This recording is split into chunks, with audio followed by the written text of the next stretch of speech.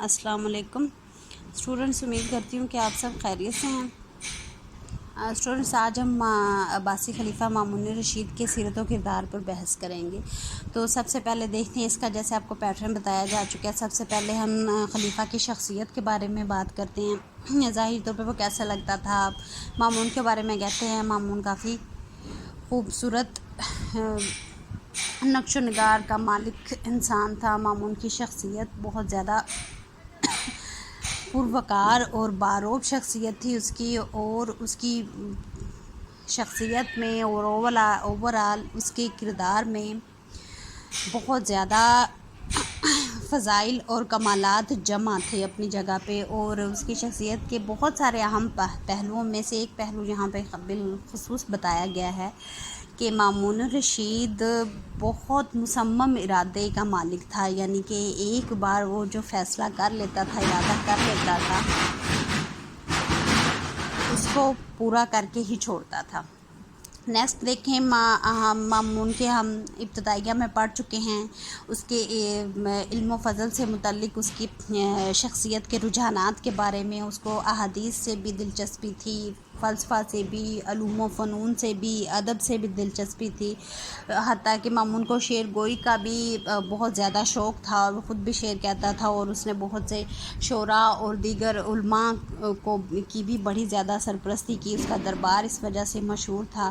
مامون اپنی حاضر دماغی اور انتظامی صلاحیتوں کی بنا پر بہت زیادہ احترام کی نگاہ سے دیکھا جاتا ہے، ہسٹورینز کی طرف سے بھی اور اپنے دور میں بھی۔ اور اصل میں یہ مامون کی انتظامی اصلاحات ہی تھیں، اور اس کی کیپیبلٹی ہی تھی ایڈمنسٹریشن کو اچھے انداز میں چلانے کی، کہ ہارون کے بعد مامون کے دور کو بھی عباسیوں کا سنہری دور ہی کہا گیا۔ مامون کے دور کا عدل و انصاف اور اکاؤنٹیبلٹی یعنی کہ احتساب بھی مشہور ہے۔ مامون بڑی جنرس اور یعنی کہ فیاضی اور سخاوت کی خصوصیات اس میں موجود تھی، وہ اپنی شخصیت میں رکھتا تھا۔ فودار گزر اس کی شخصیت کا ایک اہم خاصہ تھا، اور نو مسلموں سے، غیر مسلموں سے بھی اس نے بہت اچھا سلوک رکھا تھا۔ مامون کو موسیقی اور دیگر علوم و فنون سے بھی گہری دلچسپی تھی، اور مامون بڑی انقلابی سوچ رکھتا تھا، بڑی ڈیفرنٹ اس کے آئیڈیاز تھے، اپنے دور کے لوگوں سے، آس پاس کے لوگوں سے 4 قدم آگے سوچ رکھنے والا اور براڈ ویژنڈ انسان تھا۔ اب مامون کے دور کا ایک بڑا اہم واقعہ، جو کہ صرف اس کے دور کا اہم واقعہ نہیں ہے، یہ اوورآل عباسیوں کو شروع سے ان کی خلافت کو اس سے منسوب کیا جاتا ہے، اس واقعہ یا آپ کہہ لیں اس کانسیپٹ کے ساتھ، اور میں آغاز سے ہی آپ کو بتاتی آ رہی ہوں، اور وہ کانسیپٹ ہے کہ ایرانیت یا فارسیت کا غلبہ۔ جب سے عباسی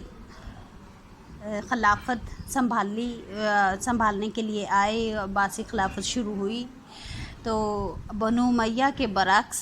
عربیت کا خاتمہ ہوا، اور فارسیت اور فارسی کلچر، فارسی علوم و فنون، فارسی ادب، حتیٰ کہ فارسی لباس، یہ دیکھیں بتا رہے ہیں عربی کلہ کی جگہ سیاہ لمبی زرتشتی ٹوپی نے لے لی، اور عربی و اجمی قبائل کی آپس میں جو کشمکش تھی وہ بڑھتی گئی، اور اس میں اجمیوں کو زیادہ سے زیادہ غلبہ حاصل ہوتا گیا۔ اور امین اور مامون دونوں بھائیوں کی جو جنگ ہوئی، تو اس میں بھی دیکھیں کہ اس جنگ کے نتیجے میں بھی کہا جاتا ہے کہ صرف امین کی شکست نہیں ہوئی تھی، عربوں کی اور عربی کلچر کی بھی شکست ہوئی، کیونکہ مامون اس کی ماں کی وجہ سے، اس کی ماں کی ایرانی تائز کی وجہ سے مامون کو خراسانی اور ایرانی اپنا بھانجا کہتے تھے، اور انہوں نے سیاسی طور پہ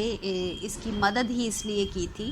کیونکہ انہیں لگتا تھا کہ ہمارے کلچر اور ہمارے لائف سٹائل کو مامون زیادہ اچھی طرح سے سمجھے گا۔ بہرحال مامون کے دور میں یہ بات نہیں ہے کہ اس سے پہلے خلفاء کے دور میں فارسی کلچر زیادہ غلبہ حاصل نہیں کر رہا تھا، لیکن مامون کے دور میں یہ اس کی ایک طرح سے سیاسی اوبلیگیشن بھی بن گئی تھی، یعنی کہ اس پہ ایک طرح سے لازم ہو گیا تھا، کیونکہ انہی اجمیوں نے، فارسیوں نے اور خراسانیوں نے مامون کی تحریک اور اپنے بھائی کے خلاف جنگ میں اس کو کامیاب بنانے میں اس کا بڑا ساتھ دیا تھا۔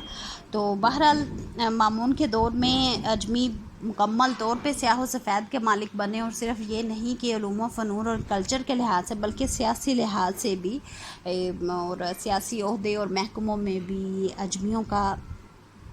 اثر و رسوخ وہ دن بدن بڑھتا گیا۔ تو اسٹوڈنٹ یہ تھا آپ کا آج تک کا لیکچر۔ نیکسٹ لیکچر میں انشاءاللہ ہم مامون کے دور کو سنہری زمانہ کیوں کہتے ہیں اس کو دلائل سے ثابت کریں گے۔ تب تک کے لیے اللہ حافظ۔